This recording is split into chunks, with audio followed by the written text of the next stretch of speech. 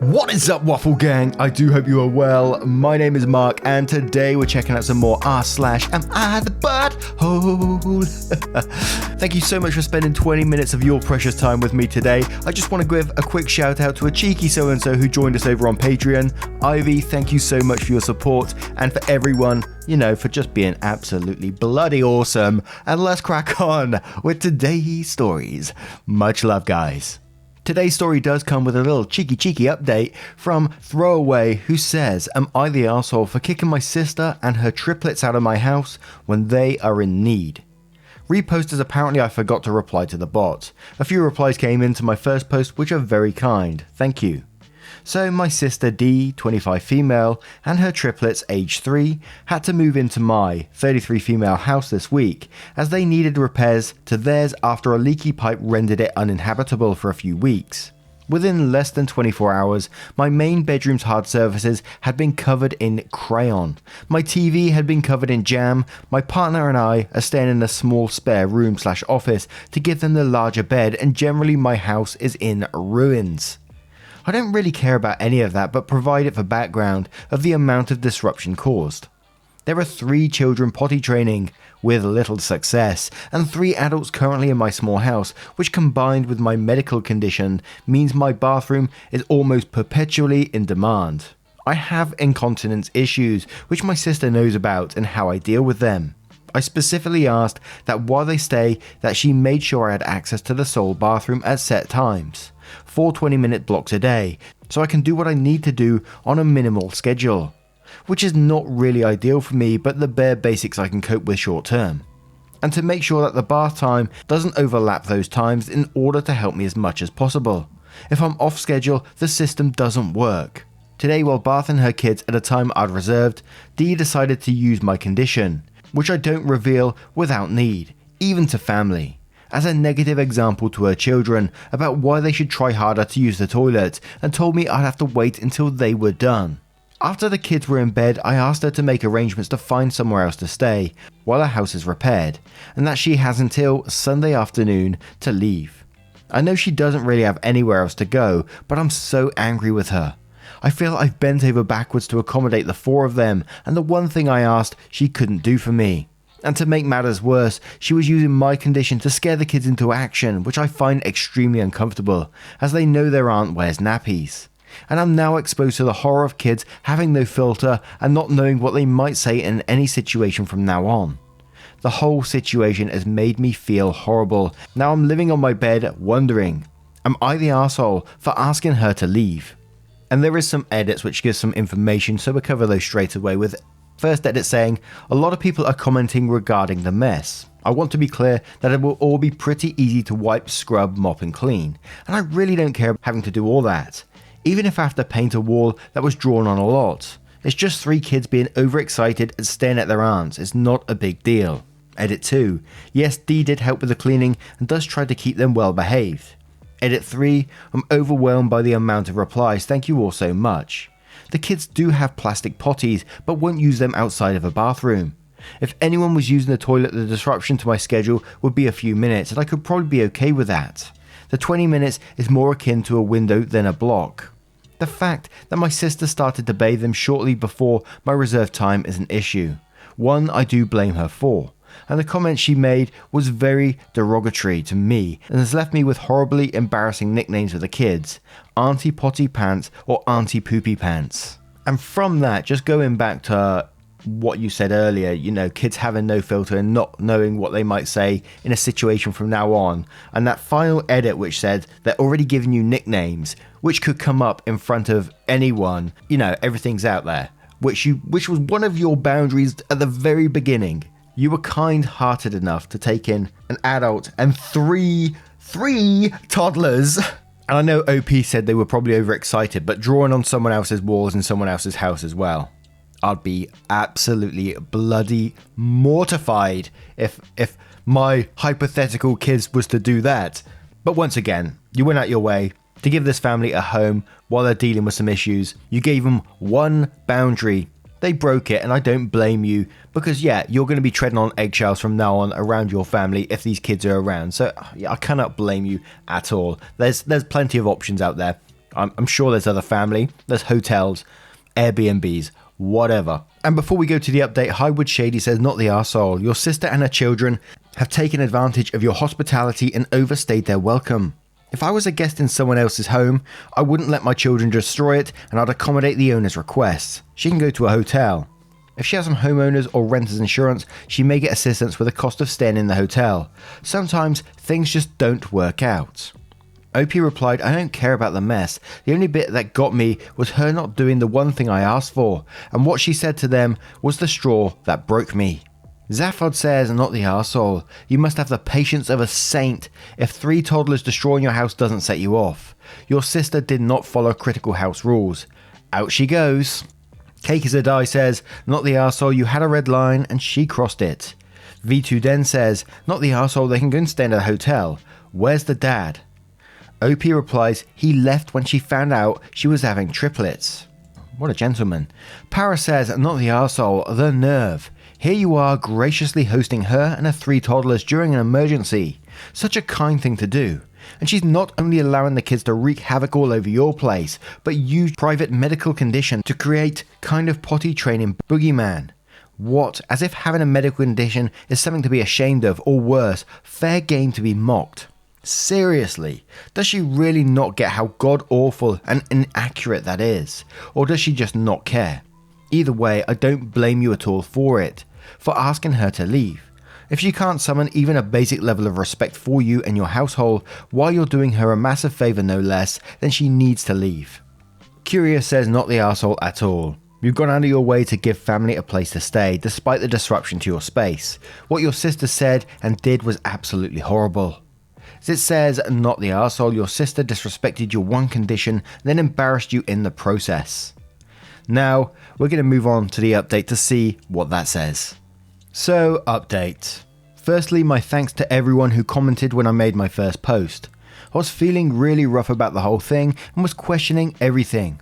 Your replies helped me sort my own thoughts out at the time when I needed some impartial voices, and the cleaning advice really helped, so thanks. Now to the update. My sister and her kids moved into a holiday home on Monday. It was the fastest it could be arranged, so I ended up letting them stay an additional 24 hours. The insurance is paying for it and is about half an hour away from here, so local to where we live. She's able to stay there for 2 weeks, in which time her own house will hopefully have had its repairs completed. So far, she's managed to keep crayon off the walls, but there's still been some close calls, so I hear. My sister did offer me what I believe to be a sincere apology for her actions and words. I can accept that she didn't mean to cause me difficulties by giving the kids a bath at that time, and I have after consideration forgave her for that part, even though the stress of the whole situation has left me in a worse state than I've been in some years. I did tell her plainly that the part I can't forgive is what she said to my nieces about me that was so degrading and worse parroted by them. I've not spent a lot of time with them since the event. I can't unhear those words, and frankly, they still haunt me, especially when I hear it from a toddler's lips. I've told her it's going to take a lot for her to earn forgiveness for that from me, which caused another argument about how sensitive I am about my condition, and that I should just own it and stop whining and hiding and be a positive example instead. So we are currently not on speaking terms. My mum and other siblings have pulled into it, and all apart from her twin sister are more sympathetic to my point of view, or at least to my desire to not flaunt my condition. Even my youngest sister is shocked at her behaviour and has vowed to teach the kids better than their mum's example. She babysits them on a semi-regular basis. Her twin is trying to stay neutral and broke a piece, but I'm trying to stand firm. I love my family, but I can't forgive the malice in what she said to my nieces about me. It took my partner and I only about a day to repair and clean after them. We had a few surprises we didn't expect to have to deal with. A few handles on drawers that were damaged, some wet cushions hidden under the bed, etc. But nothing that required painting or extensive repairs. Drawer handles screwed back on, cushions got washed, walls got scrubbed.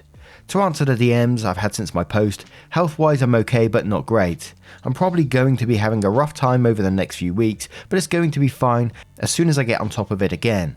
If I've missed something from the update that you want to know about, please drop a question in the comments and I'll try to answer as swiftly as I can. And whilst there wasn't many comments on this one, I do want to cover a comment from Fable Arctic Attack, who says, I'm glad to hear that your sister has a place to stay with her kids for now, and that you were able to get the house cleaned. I'm also glad that she apologised for the bath timing. Her other comments, however, are degrading and baffling, and it sounds like she's trying to deflect. She wants you to own it, while at the same time using you as a cautionary tale for children. One that doesn't even work, since it's a medical condition rather than a behavioural one. That's bratty and unkind. I suspect she's embarrassed and doesn't want to admit it, or maybe the type who believes in tough love, but either way, I get why you're currently keeping your distance. Hopefully she'll cool down and wise up. OP replies to that saying, I'm more of the thought that she's jealous of something in my life as suggested by a commenter on the original post. I can't think what it would be, but it's my suspicion. As far as I'm concerned, I do own my condition, but I own it in ways that might not make sense if you don't live my life and prefer it to not be known by people who know my face, but I've always preferred it that way. I didn't even tell my younger siblings. She is one of 3 that are younger than me, until they were in their mid-teens because I didn't want them to have to know my shame. I really don't think she understands how emotionally distressing being a young adult who has to cope with needing nappies is. And the thing that I liked about that comment was, it was absolutely right in that they're using you as a cautionary tale, yet telling you to own it, which you clearly do anyway, just in your own way, which is absolutely fine. You're the one who's having to go through this. And honestly, I can't blame you for not being on speaking terms. They clearly got their own mindset on this and they're not currently budging. They need to do some research into what you're actually having to go through. And one thing that really shocked me is that your mum and other siblings got pulled into it. And I was like, what? And I don't know if it was by you or it was by, sister, but something that you generally wanted to keep sort of like on the down low as much as possible has now become a family issue. And I just feel so bad for you that, it's got to that point. But in some ways, this is a positive update. We need to take the positives from these things in that you stood your ground. You got your house back. The children are safe. And I think for now, having the no contact is a good thing to do because you won't be at events with each other where these toddlers ain't going to bring up your medical condition in front of others and embarrass you. And hopefully sister will take a step back, think about her actions and, try to rectify them as best as possible. But what do you guys make of this one? Let me know your thoughts in the comments below and we'll move on to the next story. And our next story comes from Commercial Machine 98. Titled, Am I the arsehole for greatly increasing my husband's chores and dismissing his complaints after he called me a homemaker? Context, I work in my own startup. Husband John works in a movie theatre. Before I started my company, we had similar income, but now I earn 5 times as much as him. The chore dynamic at home has always been heavily skewed. I'm very neat and like cooking, so I handled the lion's share of chores on top of my job. After the company started growing, John invested himself more in chores because he was staying at home due to the movie theatres being closed. His workplace reopened a few months ago and he immediately stopped doing most chores. I have been lenient on doing more than my share since he comes home every day exhausted and complaining. After work he does nothing but leisure, totally overlooking the fact I manage our household on top of running my company. I'm kind of a doormat sometimes, so I let it go because I want to be kind to John. Last week, he crossed a line. I work 7 days a week, John has weekends off, and he was playing video games all day while I was working. And he came to ask me when lunch would be ready. I told him that I'm very busy with work and he can cook for once. He declined, then complained that it was much easier in his grandfather's time, when the homemaker didn't do anything other than her duties. I exploded. We had the biggest screaming match in our lives, with him calling himself the breadwinner of the household. Repeatedly hiding behind the claim that he goes out to work as opposed to me working from home, which means I'm a housewife, huh? I steamrolled his claims by pointing out that I earn much more money than him. I work longer hours and still do all the chores. I told him to quit his job and dedicate all his time on chores, since he's so enamored with the simpler times of homemakers and breadwinners. Even if he became unemployed, our financial situation wouldn't change. He acted appalled. Monday, I gave him a list of chores to do, about 2 to 3 hours of chores daily. He constantly complains, and I just reply with, quit your job. I spent years doing all the chores on top of my job, but he whines at the prospect of doing just half. Tuesday night, he told me he refused to do chores and I couldn't force him. I shouted him down into submission, telling him that I spent our entire common life picking up the ball that he keeps dropping, and that his choice to work an unskilled job for pocket change does not preclude him from helping me, the breadwinner, keep this household in shape. Yesterday, I locked up his PS5 in our safe and changed the combination. This is not my nature. I am usually polite and soft-spoken, and I feel like an arsehole when I see him looking like a sad puppy and whining that he is tired. But I just snapped. I feel like I don't have a choice. If I let John do nothing and consider himself the breadwinner who deserves to come home to a clean house and warm meal through no effort of his own, I would lock myself into a life of servitude. Am I an arsehole? And we do have an edit/update on this one, which we'll cover after the comments, but Sarsonic says, unpopular opinion, but everyone sucks here, and quotes, I shouted him down into submission. If a man came here and said that about his wife, Reddit would be on it as he was wrong. I think if it gets to the point, then we're already in deep shit. Your grievance is beyond legit though. The way you handle it, less than stellar. But it does sound like a bit like you let it all bubble up until you burst, hence the way it got handled. I think the way you handled it was bad, but honestly, I admire your perseverance, and I would have likely gone nuclear myself. I would not have handled it better. I also agree with the poster who suggested a post-nup. If he thinks he makes more, then he will be fine with that. Also talk to legal counsel, because if it gets to be a bigger problem, knowing what's up will benefit you. Your husband is an arsehole, no doubt though. I don't know if I could remain married to this person if I were you. Messy White Girl says not the arsehole to a very slight everyone sucks here. First, I would like to commend you. You're amazing for all that you do and you should be so proud of yourself. Second, your reaction is the only reason why I put slight everyone sucks here. While I completely empathize with you that you snapped in your emotions and feelings over this absolute trash man, it turned petty real quick. My favorite thing about all this is the quit your job statement. I love you for this pettiness, stranger. More like you both threw a temper tantrum. It seems like you've been letting this build quite a bit. His statement was entirely sexist, uncalled for, and absolutely demeaning. I also work from home, but I do not clean all day. My husband gets home from his job, he has to go to every day and comes home tired as fuck, but still walks the dogs with me and cleans the litter boxes, etc. It's not about who's home or disgusting gender roles. If you live in the house, you're required to take part in managing the daily responsibilities that come with it. Sit him down after you've calmed down and present your case. It usually helps me to write it down beforehand so I don't get flustered and miss something. Explain all of your frustrations and the impact to your own mental health as well as the relationship. Tell him all your feelings and ask that he share his feelings as well. Do not react if he blows up or acts childish. Continue to express yourself and ask that he does the same in an adult way. If this doesn't work or no changes are made, I suggest couples counseling or even straight up ending it. It sounds like you're expected to play the role of his mother, and that's not what you signed up for, nor what you deserve. You are worthy, you are deserving, and you are a badass. Good luck. Shiny Littlefoot says, oh my girl, you are definitely not the arsehole. In fact, don't you dare even take even the tiniest step back. Hold your ground as if your life depended on it. Edit, I'd very much like to know the gender of the people who will vote either you're the arsehole or everyone sucks here. Well, Lizzie says not the arsehole. Sounds like you've been picking up for his slack for a while. How dare he make claims about you being a homemaker when you're apparently bringing in the majority of the money? Working from home is work. I doubt working at the movie theatre is very lucrative. Stop picking up his slack. He's being disrespectful of you, your job, and everything you do for your home. SBT says not the arsehole, you and this guy are not on the same wavelength. You may have been a good match at the time, but now you are obviously at different life stages. He is essentially a teenager. Now we're going to move on to the update to see what it says. I've been reading through your comments for hours. Sorry if my replies dried up. Today has been emotionally hard, but I promise I read and pondered every thoughtful comment you shared with me. Thank you. I've come to the conclusion that I was right to stand up for myself when John repeatedly belittled my work and achievements. And I think we all agree that his attitude reeked of machismo. A lot of very kind people have told me that I am not the arsehole, thank you.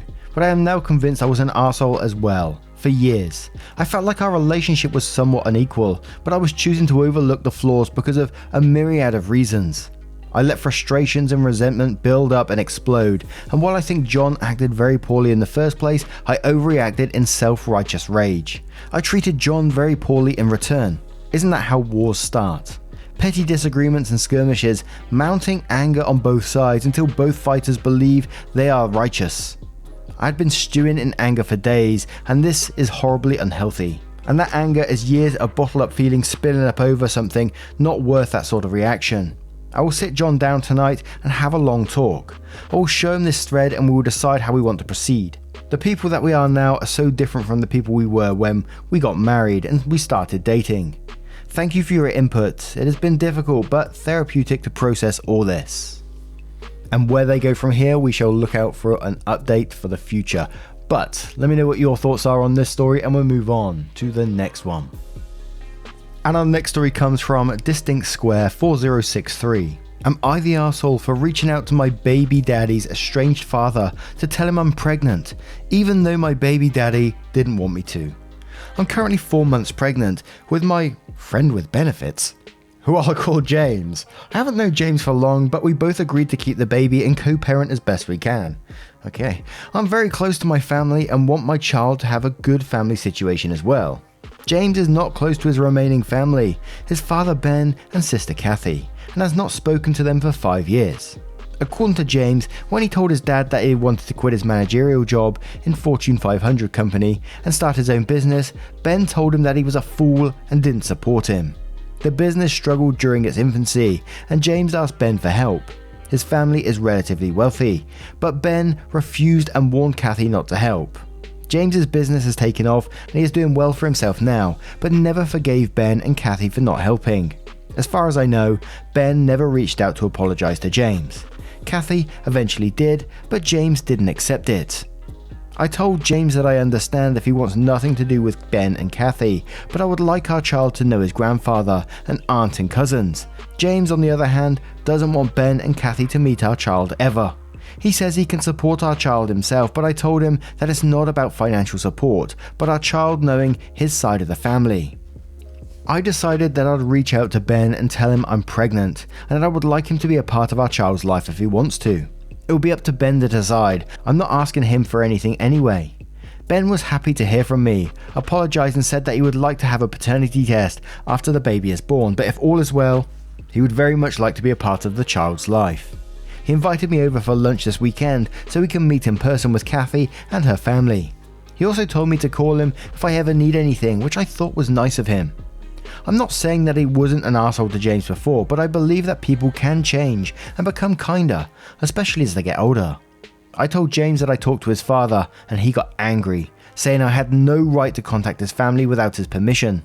He says that our child is also his child, so he should get a say on who is and is not to be in our child's life. I told him that I think I'm perfectly within my rights to contact the grandfather of our child, who is also my child. I'm not asking James to talk to his father or go with me to lunch this weekend. He can keep staying away from Ben and Kathy all he likes, but I think it's crossing the line for him to tell me to stay away from Ben and Kathy myself. Am I the arsehole? Now, as I read these stories, I got various thoughts and opinions, and usually I process them, and even after this story, it's still popping into my head, and I'm gonna have to say it, and I could be totally wrong for saying it, and I will accept that. But it felt like it was all money related to me. This person who has a friend with benefits, James, has barely known James for long, according to the very first line of the post, gets pregnant, and then starts contacting James's father as well, who she doesn't even know either, but also knows enough to know the family is relatively wealthy, and James was in a job in a Fortune 500 company. And you know James is not close to his family, hasn't spoken to him for a number of years, and they just don't get along, but you still thought it was a good idea to go behind his back and just contact the potential grandfather and try and get him involved in life without discussing it. It just makes no sense. You totally disregarded James's boundaries in this story, so you are going to be the arsehole for that. And I know, I had a hot take as well, but I'm still sticking by it for the moment. But occasionally comments do change my mind, so we're going to get involved in the comments to see what they say. With Food Baby who says, you're the arsehole, you're a massive arsehole. What you did is an enormous betrayal of James's trust, and it isn't your place to do so. James is right that he does get a say in who is in his child's life. You should have kept talking to James about the issue, not gone behind his back. In the future, when James goes around you and does something you don't like, remember your actions here. Bored Again says, you're the arsehole. He's estranged for a reason. You went behind his back and thought you knew better than him. So you're willing to treat their own child like crap, haven't talked to them in 5 years, and these are the type of people you want around your child. Huge arsehole that overstep boundaries. You have a good relationship with your parents and are blind that other families aren't like that. ETA, and as others have pointed out, I wonder how much money is a factor in your decision. Oh, I was getting worried I was the only one. Monica Perkins says, you're the arsehole. You want to successfully co-parent, but the first thing you do is break boundaries and trust and go to people he didn't want you to. That's his family, it's his choice. I would be livid. You know what you were told about his family. There could be much more that you don't know. You screwed up and owe him a sincere apology. Sabrielle replies to that saying legit, says they want to co-parent, does a really good job of fucking that up before kiddo's even here. I will never understand why OP dared to think that they knew James's family better than he does, and why you would want cruel, unsupportive family members anywhere near your kid anyway. The whole post made me angry. Poor James must be feeling so helpless and so angry about this. Mike Noble says, holy fuck, you're the arsehole. It's his family, OP. Come on. You're this guy's friends with benefits and you think you have the right to contact his estranged family behind his back. What a garbage person you are. Professor Pfizer says, you're the arsehole. You clearly overstep boundaries here. Yoga Funk Girl says, yes, you're the arsehole. His family, his boundaries. Has Reddit taught you nothing? Go spend some time in the Just No subs and learn about boundaries and how not to stomp all over them. Little Bopper says, you're the arsehole. How do you not see this? To which Early Prompt replies saying, because she wants access to that family money. And one final one from Anxious Optimist who says, you're the arsehole. Also, family estrangement is rarely about any one particular incident, but rather a series of events, behaviors, and offenses. I understand wanting your child to know their grandparents, but violating your partner's boundaries was not the right approach. Also, why is the grandfather asking for a paternity test? Was there some type of financial discussion? Now, what are your thoughts on this story? What do you think about OP crossing those boundaries? Let me know your thoughts in the comments below and we'll move on to the next story. And our next story comes from Foolish Fool. Am I the arsehole for telling my fiance to get her insecurities in check and grow up after she humiliated my coworker? Recently, I, 25 male, got engaged to my amazing fiance, 24 female, Amy. I was the happiest I've ever been when Amy said yes and was nothing but excited for our wedding. We started planning the venues, the dates and the invites. When talking about who to invite, we both agreed to invite our co-workers, as we have worked in our respective jobs for years and like them all. As I checked that off the list, Amy spoke up and said everyone from my job can come except my work friend, Tally, 26 female. Tally is also one of my close friends, and so this surprised me that Amy didn't want to invite her. She has met Tally multiple times and there didn't seem to be any issues. When I asked why, she said she just doesn't like her and finds our friendship uncomfortable, saying she thinks that Tally is the type of person to try and sway taken men and be the center of attention.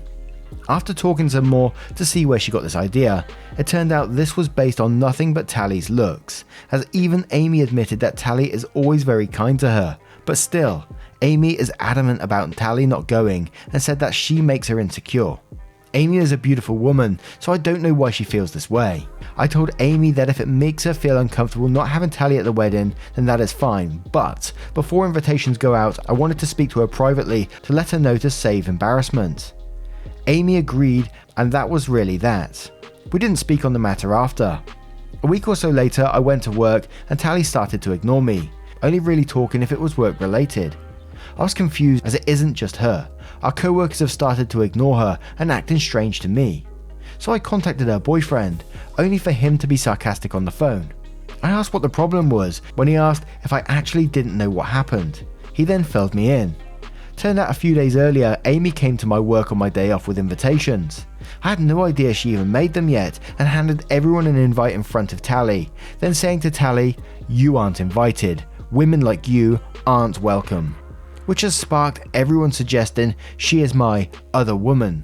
Since then, she has been harassed by some guys at work and shunned by the women. She is now looking for another job. This pissed me off and I apologized profusely as I didn't know. When I got home that night, I confronted Amy about this. She denied it at first, but then told me she did it, but it is now not an issue because she's quitting her job.